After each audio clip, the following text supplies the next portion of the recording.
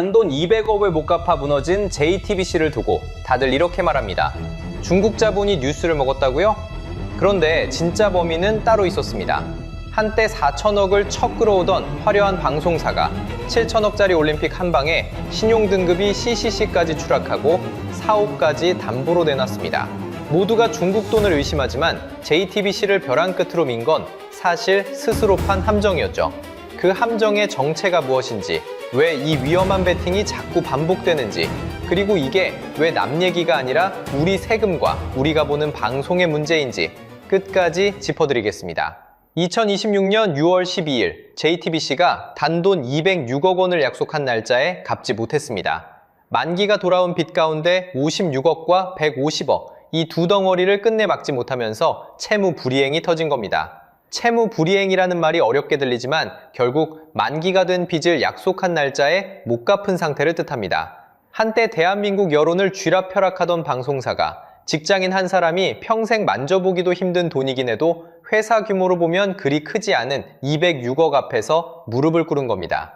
시장의 반응은 즉각적이었습니다. 신용평가사 나이스는 곧바로 JTBC 등급을 BBB에서 CCC로 끌어내렸습니다. CCC는 동매에서 저 집 본때일지 모른다는 낙인이 찍힌 것과 같습니다. 단기 등급도 A3에서 C로 곤두박질 쳤고 또 다른 평가사인 한국기업평가 역시 등급을 줄줄이 내렸습니다. 그 충격은 회사 하나로 끝나지 않았습니다. 같은 식구인 중앙일보 등급까지 BB-로 한 단계 더 내려가면서 위기가 그룹 전체로 번지고 있다는 신호가 펴진 겁니다. 그런데 좀 이상하지 않으십니까? 받을 땐 4천억을 척척 끌어오던 회사가 갚을 땐 그 20분의 1도 안 되는 206억 앞에서 발이 묶였습니다.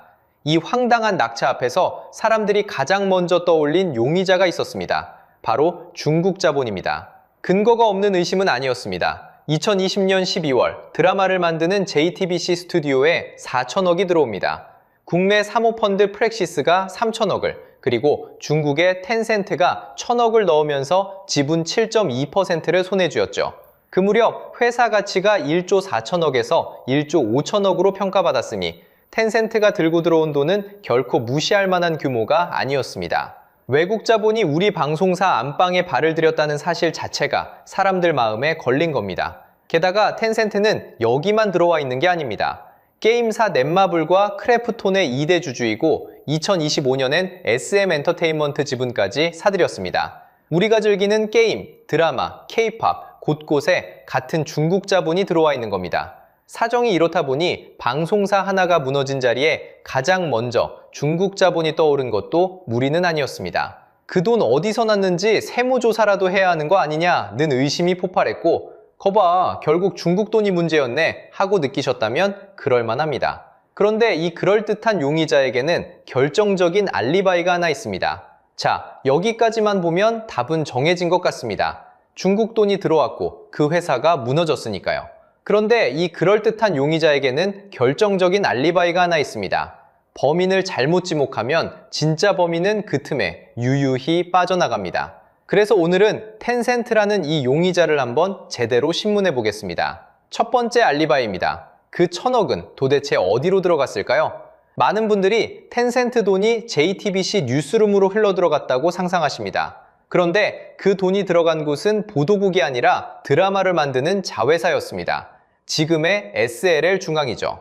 뉴스를 만드는 본체와는 아예 법적으로 다름을 삽니다. 쉽게 말하면 이건 세입자가 전세 끼고 옆방에 들어온 것이지 집주인이 통째로 바뀐 게 아닙니다.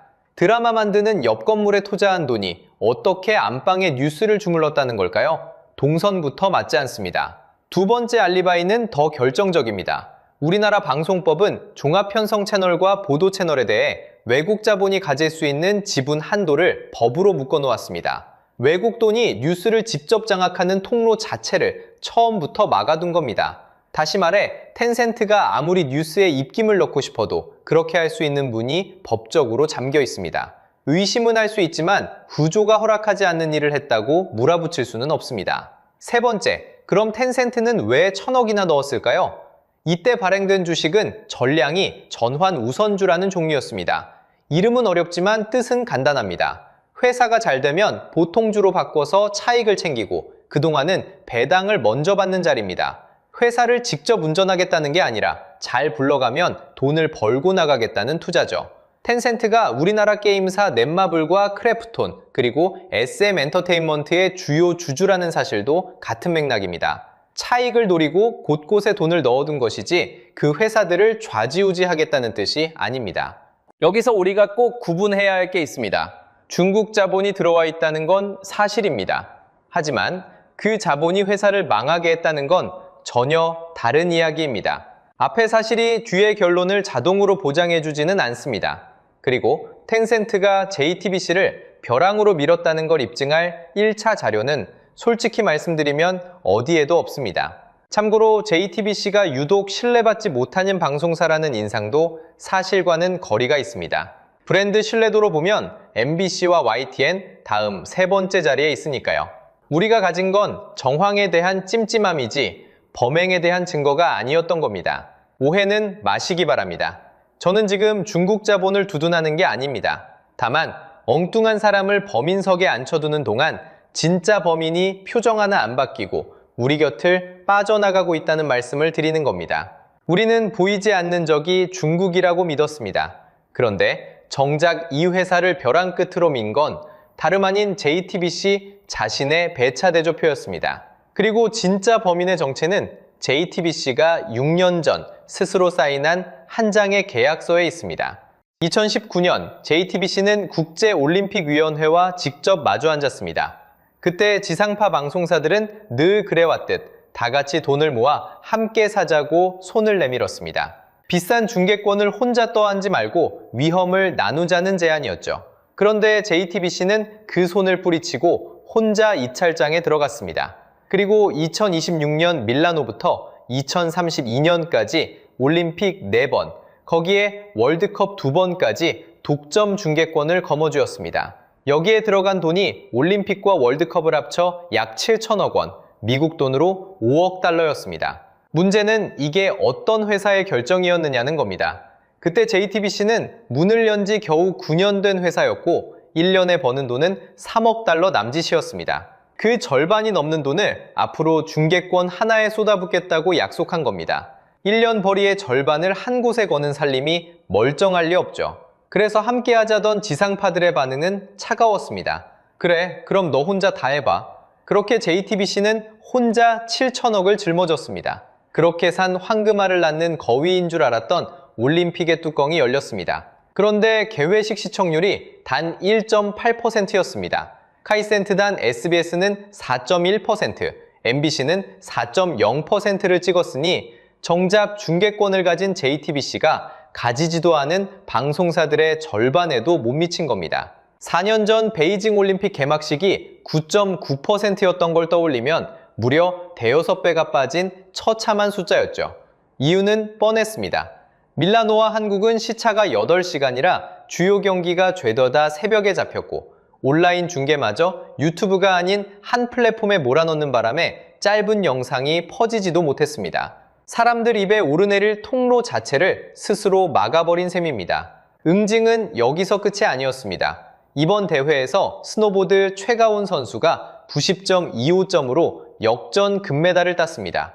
우리나라 설상 종목 사상 첫 올림픽 금메달이라는 역사적인 순간이었죠. 그런데 독점 중계권을 가진 JTBC의 본 채널은 그 순간 쇼트트랙을 틀고 있었고 정작 금메달 장면은 사람들이 잘 보지 않는 서브 채널로 흘려보냈습니다. 7천억을 주고 산 권리로 가장 빛나는 장면을 스스로 놓친 겁니다. 이제 네모칸 숫자의 세계를 보시죠. 드라마 자회사의 부채 비율은 177%까지 올랐습니다. 내 돈보다 빌린 돈이 1.7배나 많은 살림이라는 뜻입니다. 영업 손실도 가관입니다. 2023년 707억, 2024년 386억, 그리고 2025년은 3분기까지만 벌써 259억이 빠졌습니다. 적자가 줄어드나 싶더니 다시 깊어진 거죠.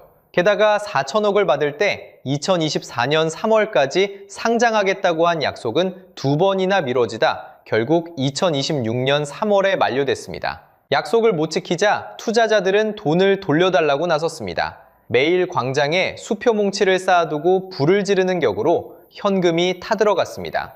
결국 JTBC는 자기 사옥까지 담보로 내밀더니 급기야 사옥을 통째로 팔아 5,500억에서 6,000억을 마련하는 길로 떠밀렸습니다. 내 집을 팔아 현금을 주고 그 집에 도로 월세로 들어가 사는 꼴이 된 겁니다. 황금알을 낳는 거위인 줄 알고 배를 갈랐더니 안에는 빚더미만 가득했습니다. 채무 불이행도, 신용등급 추락도, 사옥을 내놓는 것도 전부 누가 시킨 게 아니라 스스로 사인한 결과였습니다. 그런데 진짜 무서운 건 이 7천억 베팅이 끝이 아니라는 겁니다. 더 섬뜩한 건 이 똑같은 함정을 다음에 밟을 회사가 줄 서 있다는 사실입니다. 자, 여기서 진짜 무서운 이야기를 하나 해드리겠습니다. JTBC가 밟은 이 함정은 JTBC만의 실수가 아니라는 겁니다. 똑같은 함정을 다음에 밟을 회사가 이미 줄을 서 있습니다. 왜 그럴까요? 방송사가 처한 상황 자체가 가위에 눌린 구조이기 때문입니다. 한쪽에서는 드라마 한 편 만드는데 200억이 우습게 들어가고 대작은 1,000억까지 치솟습니다. 그런데 다른 한쪽에서는 광고 시장이 점점 쪼그라들고 있습니다. 들어가는 돈은 폭등하는데 벌어들이는 돈은 줄어드는 겁니다. 그러니 국내 시장만 바라보는 방송사는 어쩔 수 없이 외부 자본에 손을 벌립니다. 우리가 앞에서 봤던 그 중국 자본도 사실은 이렇게 불려 들어온 손님이었던 거죠. 그리고 그 돈은 몇 년 뒤 회수 압박이라는 청구서가 되어 돌아옵니다. 중개권 가격도 마찬가지입니다. 2006년에 한 방송사가 공동구매 협의체를 깨고 올림픽 중계권을 단독으로 사들인 그날 이후 중계권 가격은 새 대회가 열릴 때마다 100% 넘게 뛰어올랐습니다. 문제는 이 비싼 값을 감당할 수 있는 곳과 없는 곳이 갈린다는 점입니다. 쿠팡플레이나 티빙, 넷플릭스 같은 OTT는 따로 돈 버는 사업이 있으니 입찰에 뛰어들 수 있습니다. 하지만 국내 광고에 매달리는 지상파와 종편은 이 가격을 도저히 따라갈 수 없습니다.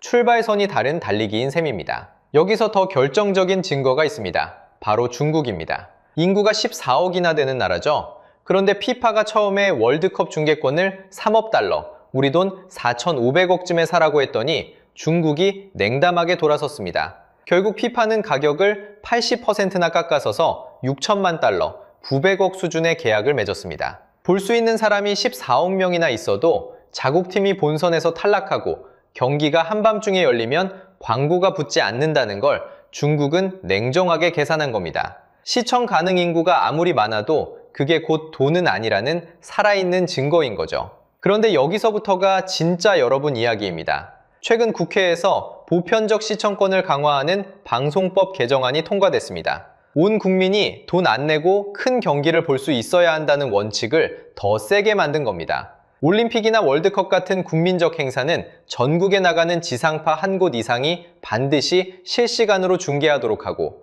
중계권을 가진 곳에 재판매를 권고할 수도 있게 됐습니다. 좋은 취지죠? 그런데 문제가 하나 걸립니다. 이미 독점권을 사둔 JTBC에 이걸 적용하면 결국 하늘사가 무리하게 벌인 투자 실패를 법으로 부재하고 재판매까지 도와주는 셈이 되는 거 아니냐는 비판이 나옵니다. 옆집이 무리하게 빚을 내서 망했는데 그 빚을 동네 사람들이 나눠 갚자는 격이라는 거죠. 그 동네 사람이 바로 우리고 우리가 내는 세금이고 우리가 보는 방송입니다. 이제 남 얘기가 아니라는 게 실감 나시나요? 그렇다고 절망할 일만은 아닙니다. 이미 잘 풀어낸 나라가 있거든요. 영국은 리스티드 이벤트라는 제도를 두고 있습니다.